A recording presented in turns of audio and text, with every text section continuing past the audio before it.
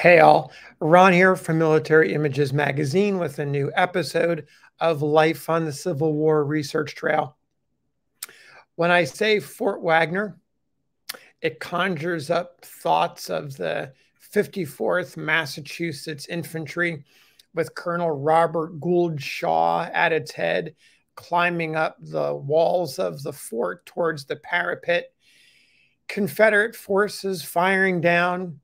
Nighttime settled, the flash and flare of bullets and cannon fire erupting along the parapet, men falling, tragic deaths of so many, the loss of so many lives, a Union loss. The newspaper reports afterwards of the black men in blue of the 54th proving their mettle in battle, something they knew they could do, but the white population wasn't exactly convinced. Often forgotten, and all this often lost, is that there were other regiments who were there that day and other men who also participated in the fight. That brings us to this officer here. He's Second Lieutenant John Howard Worcester of the 7th New Hampshire Infantry. He was the type of leader who could socialize with his men without losing the grip of his command on them. One reverend summed up his character. Lieutenant Worcester was just the man the country wanted. Firm in his convictions, active and forcible, he was a right arm of strength in the service. I want to tell you his story.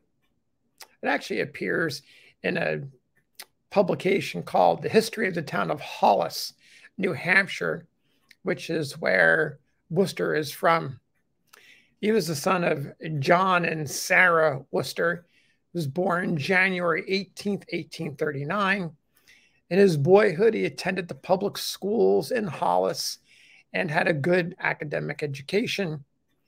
Before the war, he had been a student in the law school at Cambridge. And at the commencement of the war, he was just about ready to get involved in practicing his profession. But the nation was at war. He felt the calling, the love of country, that stern sense of duty. And of course, he paused his career, which hadn't even really got started yet, to join the Army. That was in the summer of 1861. Joined as a private in Company H of the 7th New Hampshire. And upon its organization, when the men voted for officers, which was a common practice among volunteers during this time in history, he was elected their second lieutenant.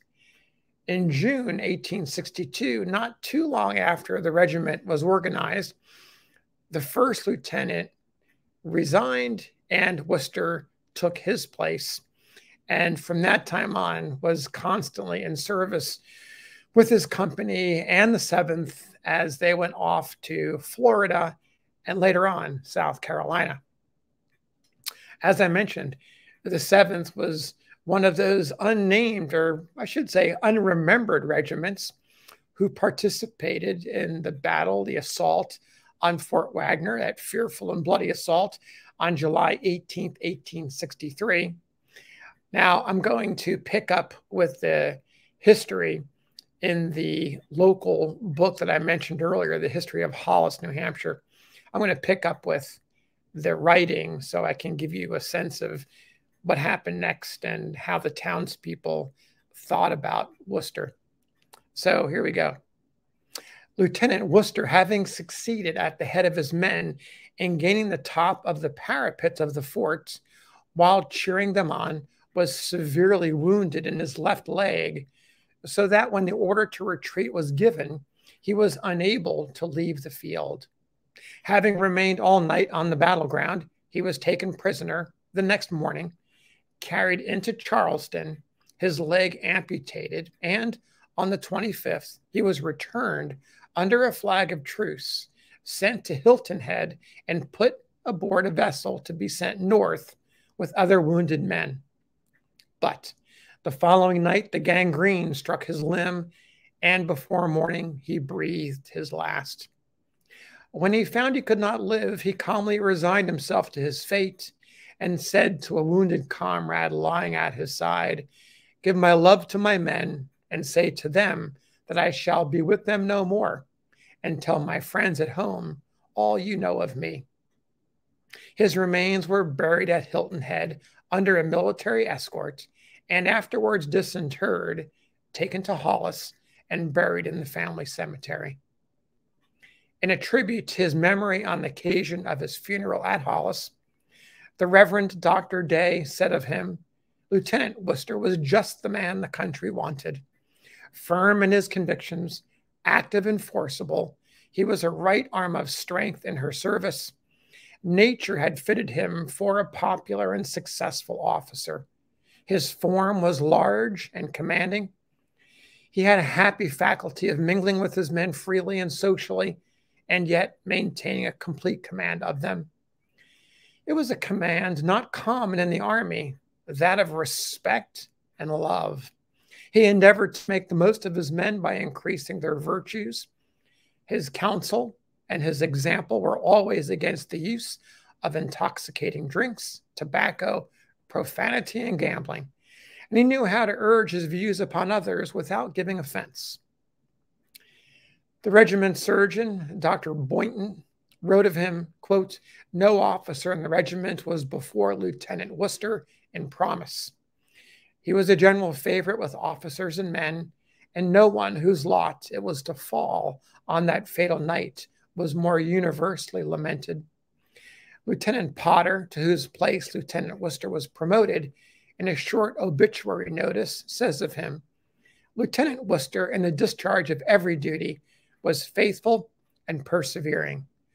No effort was too great for him if he could benefit the condition of a private soldier or serve a friend. Such honesty, such fidelity, such energy, and such kindness won for him the highest esteem of all who knew him. His character was unexceptionable, his habits strictly temperate, his principles unwavering. His service short, faithful, and earnest is ended, but his example still lives and will be felt so long as a remnant of his company shall survive.'" Later on, after the war, the John H. Worcester Post of the Grand Army of the Republic was formed. It was composed of his surviving comrades in the war in and about the Hollis area, and was so named on its organization from an affectionate and respectful regard for his memory. So if you're like me and you think about the character of these men, I think about Worcester setting aside his career at the very beginning. He had the possibilities of being an attorney ahead of him, put all that aside to join the army, to fight for the Constitution, and he did so. It cost after the assault on Fort Wagner, suffering a leg wound and amputation, and death about a week later from gangrene. Remember him today in this episode of Life on the Civil War Research Trail, and we'll see you again on a new episode. Thanks for listening.